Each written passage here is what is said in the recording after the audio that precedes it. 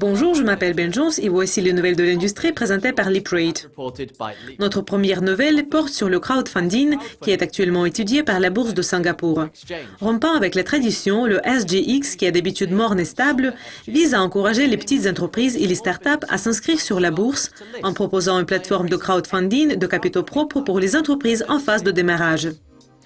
Il y a également une équipe axée sur le PME, ayant pour l'objectif l'initiative d'être signe d'une approche moins bureaucratique et grise envers les entreprises qui souhaitent être cotées en bourse en tant qu'entité publique.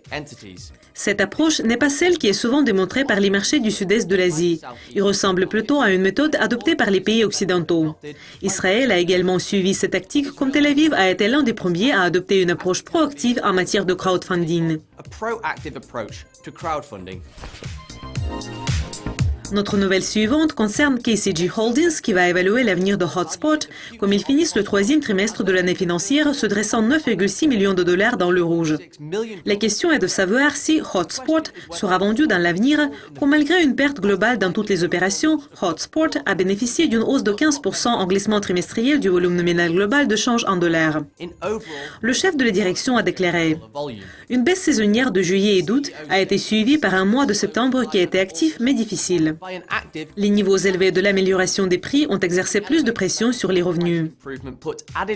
Cependant, nous avons augmenté la part de marché du volume de la participation des États-Unis au cours du trimestre et nous avons fait d'importants progrès dans certaines autres catégories d'actifs stratégiques. KCG avait 540,5 millions de dollars en espèces et quasi-espèces le 30 septembre 2014 et 1152 employés à temps plein.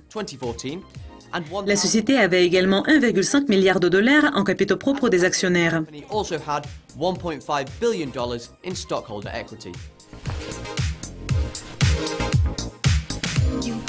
Et enfin, la plateforme de négociation d'options binaires TraderLogic a repris vie avec la marque de jeux en ligne SBOBet, comme SBOBet ajoute des options binaires à des produits de jeux actuels. Cela a suscité de nouveau un débat populaire de jeu versus la négociation, comme certains considèrent le processus de pari comme une activité des marchés strictement financière et d'autres l'associent plutôt au jeu. TraderLogic a toujours développé l'aspect du jeu et au début de cette année a créé 2 terminaux terrestres pour démontrer comment son produit convient aux sociétés de paris. Le PDG de TraderLogic a déclaré sur SBOBet.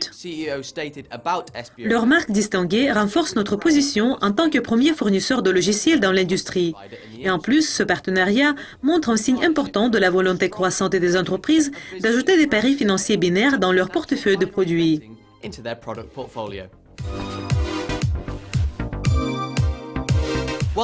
Bon, c'est tout pour le catch-up de l'industrie d'aujourd'hui, présenté par Dukascopy TV et LeapRate. Restez avec nous. Au revoir.